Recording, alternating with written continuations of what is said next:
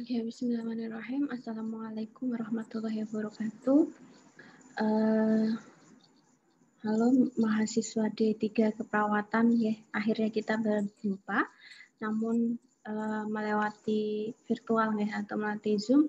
Untuk pembelajaran kali ini, kita akan belajar bersama mengenai konsep dan teknik cara pemberian obat yang benar, gitu ya. Kita akan belajar apa saja bentuk sediaan obat yang ada di pelayanan kesehatan, baik di puskesmas, rumah sakit, maupun di klinik, begitu ya. Kemudian dan bagaimana cara pemberiannya, bagaimana cara menggunakan ke pasiennya. Gitu.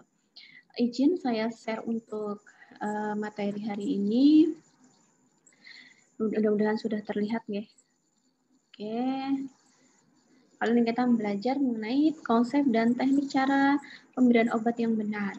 Bahwa sediaan farmasi itu, sediaan obat gitu ya. Sediaan obat itu ada beberapa jenis.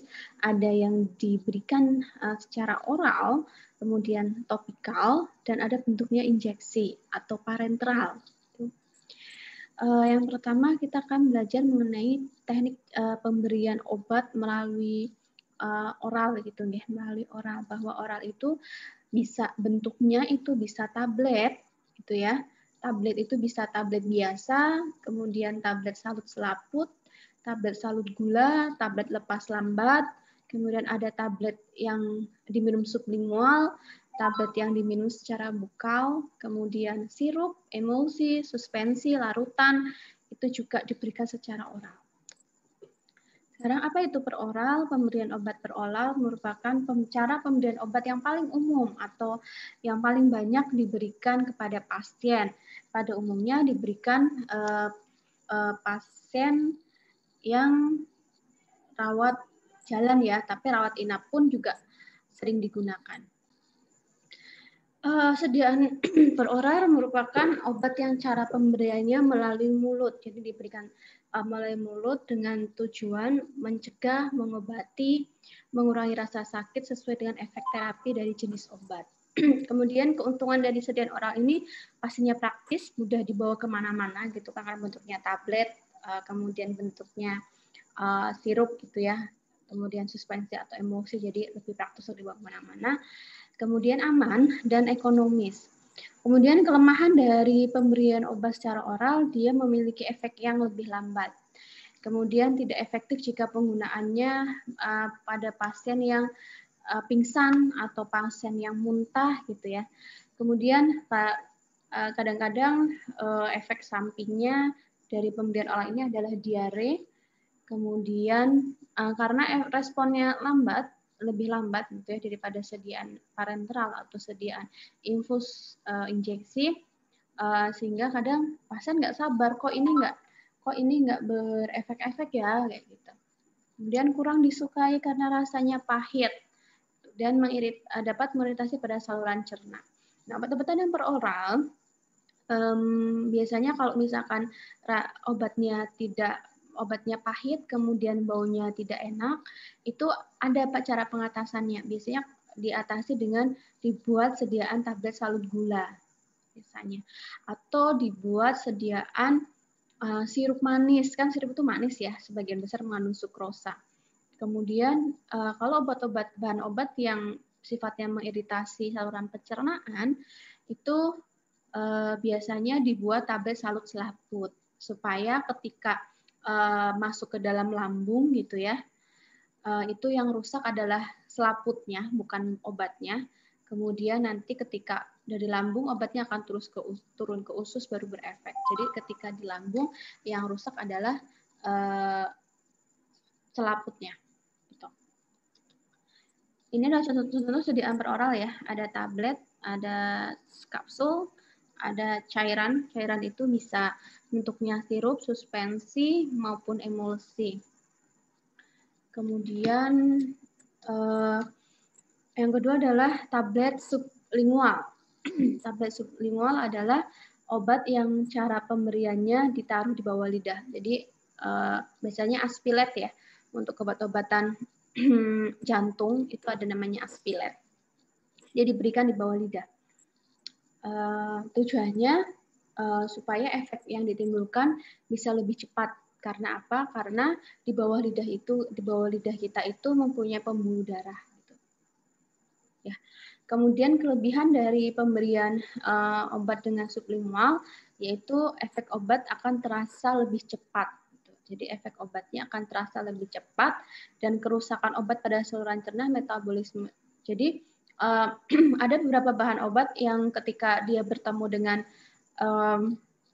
lambung ya itu akan rusak. Nah, tapi kalau dia diberikan secara sublingual di bawah lidah, dia akan langsung ke pembuluh darah gitu ya, nggak bertemu dengan saluran pencernaan atau tidak bertemu dengan lambung kita.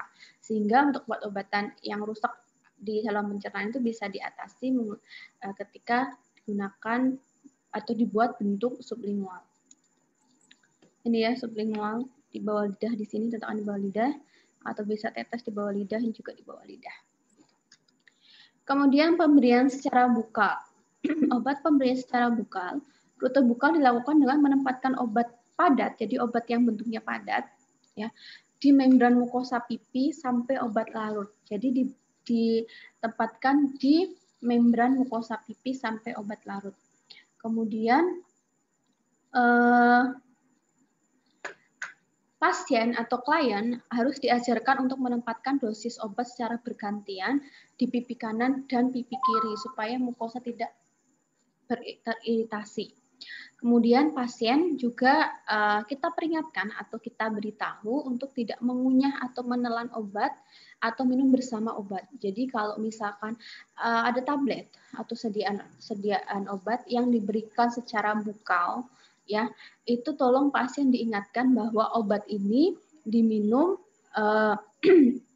secara bukal, ditempatkan di mukosa pipi, jangan ditelan, jangan dikunyah, atau jangan minum bersama obat, bersama air, maaf. Jadi nggak boleh. Jadi tempatkan di ya mukosa pipi sini, kemudian tunggu sampai obatnya larut sendiri.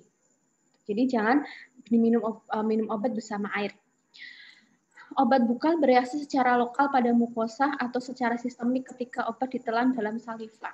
Nah, jadi nanti yang melarutkan obat itu adalah air liur kita atau saliva kita. Nah, nanti obat bukal ini bisa aja berefek lokal. Efek lokal itu artinya efeknya di daerah pipi sini, ya. Atau secara sistemik. Atau kan kalau pipi ini kan dia akan larut dengan saliva kita kan, kemudian masuk ke dalam pembuluh darah kita, kemudian akan berefek secara sistemik. Gitu. Tidak hanya di pipi saja. Kemudian pemberian obat secara melalui bukal atau ya, kita harus menjelaskan prosedur yang akan dilakukan bahwa Bapak, Ibu, Mbak, Mas, atau Adik, kita akan ini obat diberikan secara bukal atau ditaruh di mukosa pipi kanan atau pipi kiri. Kemudian kita jelaskan juga yang tadi, ini obat tidak ditelan atau tidak dikunyah dan cara minumnya tidak bersama air. Nanti dia akan letakkan di mukosa pipi, tunggu sampai dia larut. Oke, dengan saliva atau air liur kita. Kemudian memberitahukan pasien agar meletakkan obat di antara gusi dan selaput mukosa pipi sampai habis diabsorpsi seluruhnya. Artinya habis diabsorpsi seluruhnya itu sampai obatnya larut seluruhnya. Kemudian menganjurkan pasien agar tetap menutup mulut, tidak minum dan berbicara selama obat belum terlalu seluruhnya. Ya, jadi kita beritahu pada pasien bahwa ini obat, ketika minum obat ini mulutnya tertutup, jangan berbicara dulu sebelum obatnya larut semua. Gitu. Kemudian terakhir adalah catat perubahan dan reaksi terhadap pemberian. Evaluasi respon terhadap obat dengan mencatat hasil pemberian obat. Itu yang oral ya. Nah, kemudian selanjutnya adalah pemberian obat parenteral. Untuk parenteral itu ada intravena, IV, kemudian intrakutan, IC, subkutan, SC, dan intramuskular atau IM. Secara intrakutan, prinsipnya memasukkan obat ke dalam jaringan kulit. Jadi dimasukkan ke dalam jaringan kulit melalui bantuan jarum suntik pastinya ya. Kemudian intrakutan merupakan pemberian obat melalui jaringan intrakutan. Ini dilakukan di bawah dermis atau epidermis. Secara umum untuk intrakutan ini dilakukan pada daerah lengan tangan bagian ventral. Teman-teman pasti sudah belajar patofisiologi ya, anatomi patofisiologi. Nah, nanti cek tuh lengan tangan bagian ventral sebelah mana. Teman-teman harus paham kan, teman-teman orang perawatan ya. Kalau orang keperawatan itu seringkali yang memberikan obat parenteral kepada pasien dirawat inap. Jadi harus paham betul. Jadi diberikan di bawah lapisan dermis dan epidermis kulit kita ya. Karena kan kulit kita ini terdiri dari 3 lapisan ya, lapisan epidermis, dermis, dan endodermis. Lapisan paling atas itu lapisan epidermis, bawahnya lapisan dermis, bawahnya lagi lapisan endodermis. Jadi di bawah, kalau epidermis kan berarti di bawah kulit pas gitu ya. Kemudian intrakutan biasanya digunakan, nah ini intrakutan, ini digunakan untuk mengetahui sensitivitas tubuh terhadap obat yang disuntikan. Jadi mengetahui sensitivitas tubuh pasien terhadap obat yang disuntikan agar menghindari pasien dari efek alergi obat. Dan bisa melakukan diagnosa terhadap penyakit tertentu, misalkan tes tuberkulin. Jadi untuk pemberian intrakutan ini biasanya bisa digunakan untuk tes alergi. Kan kadang kalau pasien habis masuk rawat inap, yang biasa dites alergi terus antibiotik ya. Besok mungkin teman-teman keperawatan akan ketika praktek di rumah sakit mungkin diminta oleh perawat senior untuk mengetes tes alergi obat. Nah, biasanya yang dites itu adalah antibiotik karena ada beberapa pasien yang itu sensitif dan alergi terhadap beberapa antibiotik. Kemudian bisa menentukan diagnosa terhadap penyakit tertentu. Ini ya, ini contoh dari tes alergi. Begini ya. Tetesin di sini ya, disuntik tetesin juga ini disuntikan pas di bawah kulit, jadi di lapisan epidermis. Sekarang subkutan. Pemberian obat subkutan merupakan pemberian obat melalui suntikan ke area bawah kulit, yaitu pada jaringan konektif atau jaringan lemak di bawah dermis. Jadi jaringan di bawah dermis ya, jadi agak dalam sedikit. Kemudian jenis obat yang biasanya diberikan secara subkutan itu ada obat-obatan sebelum operasi, kemudian ada vaksin, kemudian obat-obatan narkotik gitu kan. Narkotik itu biasanya morfin, kemudian itu biasanya diberikan setelah operasi untuk menghilangkan nyeri tingkat tinggi. Dan insulin itu juga diberikan secara subkutan, kemudian heparin. Pemberian obat melalui subkutan ini umumnya dilakukan dalam program pemberian insulin ini ya. Biasanya insulin itu subkutan. Atau biasanya Ovidrel untuk pengatur hormon. Pada pemakaian injeksi subkutan pada jangka waktu yang lama ya. Nah, ini biasanya untuk pasien-pasien. Jadi pemberian obat subkutan yang berkala, yang terus-menerus. Contohnya adalah insulin. Kalau insulin kan hampir setiap hari gitu ya. Hampir setiap hari diberikan, disuntikan. Nah, itu jangan menyuntikkan obat di posisi yang sama. Misalkan di bawah perut, ya di bawah perut terus. Nah, harus berotasi atau berganti-ganti. Misalkan kayak 3 hari ini di bawah perut, kemudian besok perut sebelah kanan, besoknya lagi perut sebelah kiri. Jadi harus berotasi. Kalau tidak nanti kulit kita akan iritasi. Hanya boleh dilakukan untuk obat yang tidak iritatif terhadap jaringan. Absorpsi biasanya berjalan lambat dan konstan, sehingga efeknya bertahan lebih lama. Ya, jadi karena absorpsinya dia lambat namun konstan gitu ya, lambat tapi konstan, sehingga efeknya bertahan lebih lama.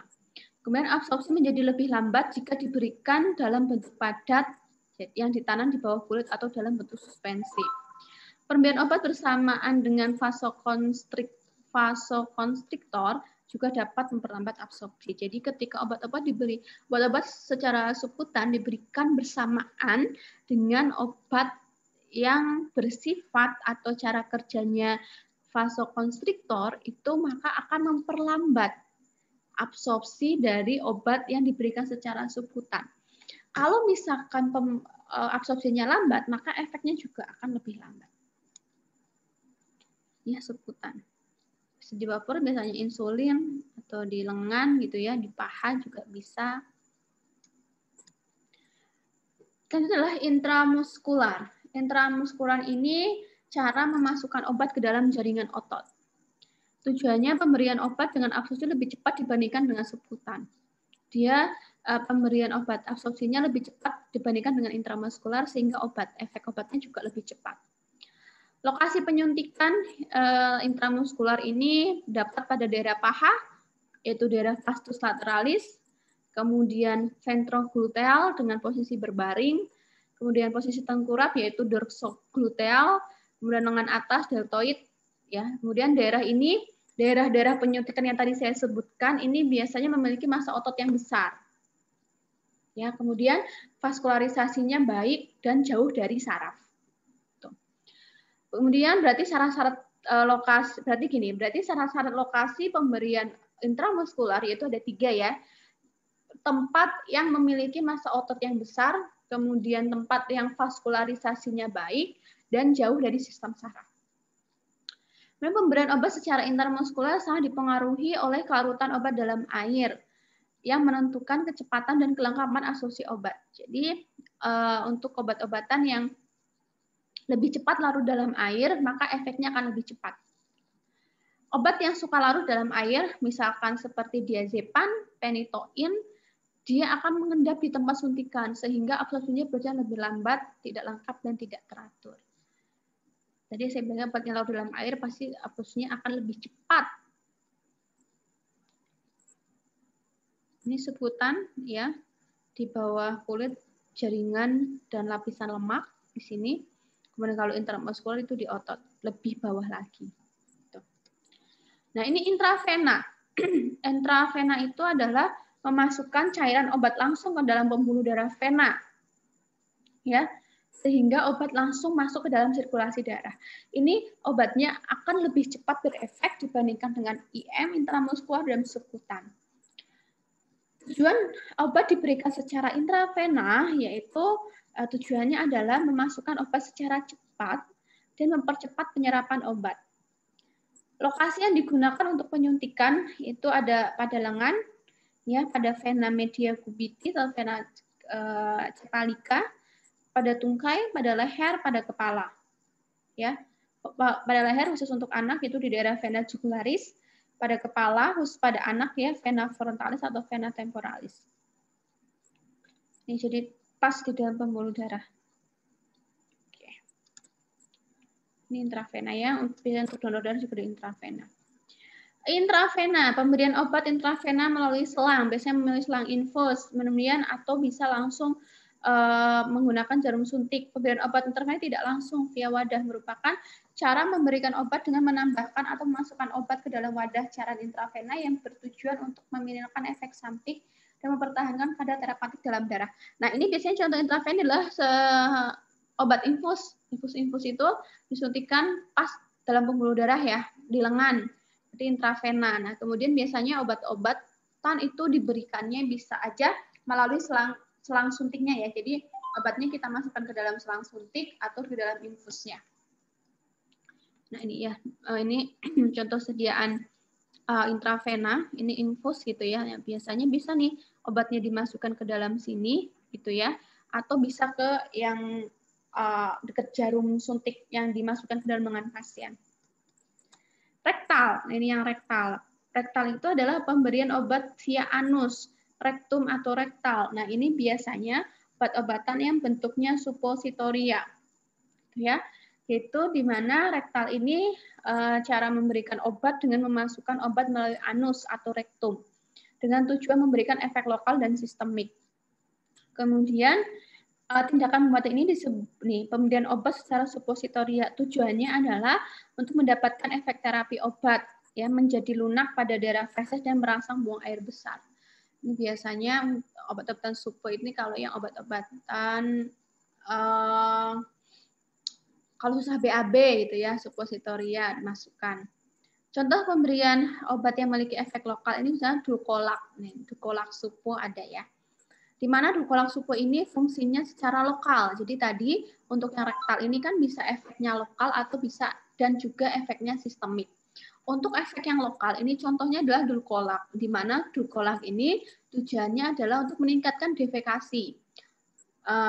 Kemudian contoh pemberian secara sistemik itu ada obat aminofilin suppositoria berfungsi untuk mendilatasi bronkus.